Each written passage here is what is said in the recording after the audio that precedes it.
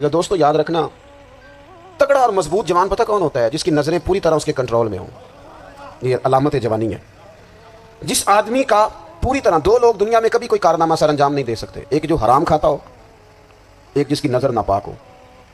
محمد بن قاسم جب یہاں آئے تھے نا تو ایک دن بڑے پریشان تھے، تو ایک بزرگ کہنے لگے آپ کیوں پریشان ہیں؟ کہنے لگے راجہ دہر سے مقابلہ ہے اور ہماری فوج تو سندھ کے رستے بھی نہیں جانتی، زبان بھی نہیں جانتی، لڑیں گے کیسے؟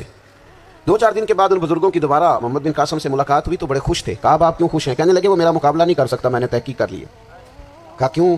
کہنے لگے نظر کا گندا ہے، اور جو نظر کے گندے ہوتے ہیں وہ میدانوں میں ٹھہرا نہیں کرتے۔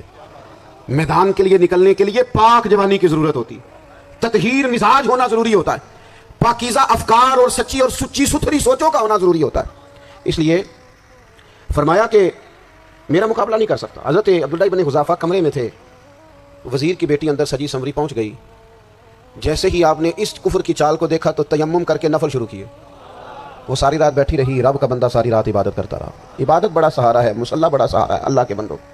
صبح دروازہ کھولا، وزیر نے اپنی بچی سے پوچھنا چاہتا تھا رزلٹ کیا نکلا، تو کہنے لگی پیچھے ہٹ جا، اب تیرا میرا تعلق کوئی نہیں، میں نے نبی پاک کا کلمہ پڑھ لیا۔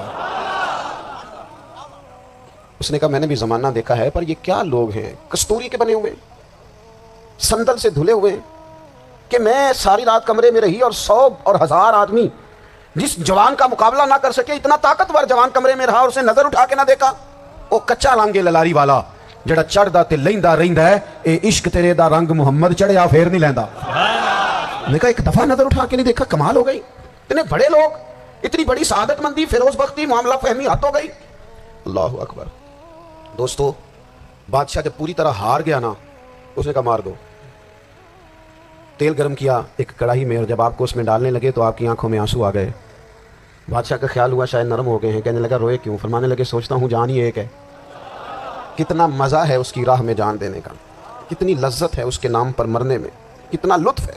جے تو چڑھیا اتے دار بھی نہیں، تے جے تو وکیا عشق بازار بھی نہیں، تے ایڈا سستا سودا پیار بھی نہیں، تے ایڈا سستا لبدا یار بھی نہیں۔ کئی جنگل گانے پیندے نہیں، کئی دوزخ لنگنے پیندے نہیں، جے وہ اس ملوں بھی مل جاوے، ایدوں سستا ہور بپار بھی نہیں۔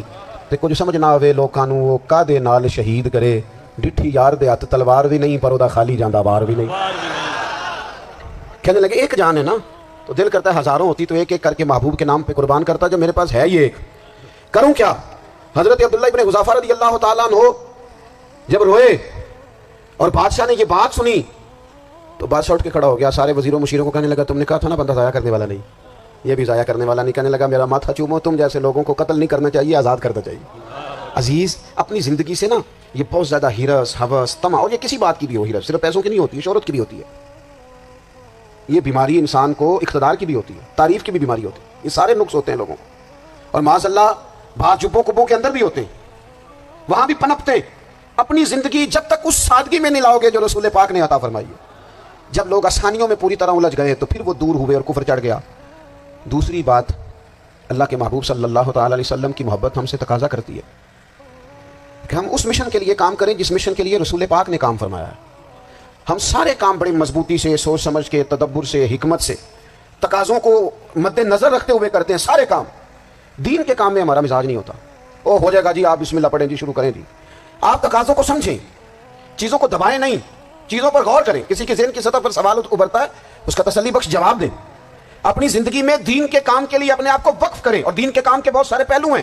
ہزاروں لوگوں کو قرآن پاک ٹھیک پڑھنا نہیں آتا، ہزارہ لوگ ہیں جو قرآن مجید کے مطالب سے آگاہ نہیں ہیں، دین کی بنیادی ضروریات سے لوگ نابلد ہیں۔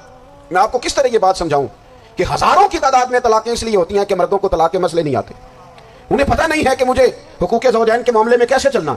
ڈھیر سارے گھروں میں تباہی اس لیے ہے کہ تربیت اولاد کا دینی منہج ہمیں نہیں پتا۔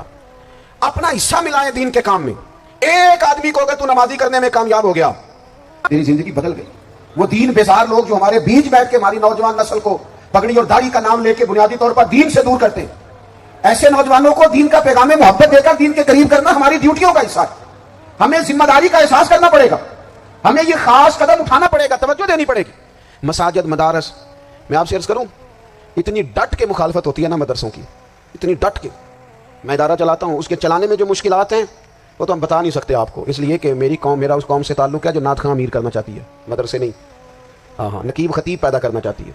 شعر و شاعری کی زندگی کو پروان چڑھانا چاہتی ہے. فقط ہمارا ان لوگوں سے تعلق ہے جو لاکھوں کروڑوں روپیہ محافل پہ لگائیں گے. اور قاری صاحب بیچارے اگر مسجد کا کوئی ہونے والا کام کسی وقت بتا دیں گے تو وہ بڑی مشکل آ جائے گی ان کے لیے.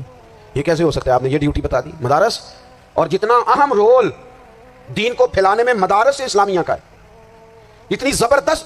لوگوں کا خیال ہوتا ہے میری طرح کے لوگ شاید کام کرتے ہیں, ڈیوٹی کرتے ہیں. یہ 10-15 لوگ آپ کو نظر آتے ہیں جو آپ کو کہیں میڈیا پر یا ادھر ادھر ڈیوٹی کرتے. مخلص لوگ اپنی جگہ پہ وہ بھی بڑا ہی کام کر رہے ہیں, جو میڈیا پہ آ کے بھی اخلاص سے اور درد دل سے کو دین کی, ان کی بھی کسی بات کی حوصلہ شکنی نہیں. لیکن ہزارہا اساتذہ جو مدارس میں بیٹھ کے پڑھاتے ہیں, انہوں نے وہ سارے لوگ تیار. آپ سمجھ نہیں سکتے کتنا بڑا کام. حفظ کا استاد جو ہوتا ہے نا, اس کی ڈیوٹی 24 گھنٹے ہوتی ہے فجر سے پہلے, اور اس نے بچوں کو اٹھانا. تنخواہ تو ہم انہیں دینا نہیں نہ چاہتے جی, تنخواہ نہیں دی انہوں نے. ہمیں مولوی امیر نہ ہو جانا. مولوی نے تو سوٹ بھی 7ویں والی رات دے دیتا ہے تاکہ کدھر سوان کے عید والے دن پا نہ لوے, کیونکہ 7ویں تو بات ہے درزی پڑتا ہی کوئی نہیں. کیوں حضرت ایسا ہی ہے نا, اس وقت تو نہیں نہ لیتا. تو ہم چاہتے ہیں مولوی ہماری مرضی کے ہماری طرح کا سوٹ نہ پہن لے. مدارس کی مضبوطی آپ یہ دیکھ لیں, یہ صلاح الدین ایوبی کا تعلق بلا کس چیز سے تھا.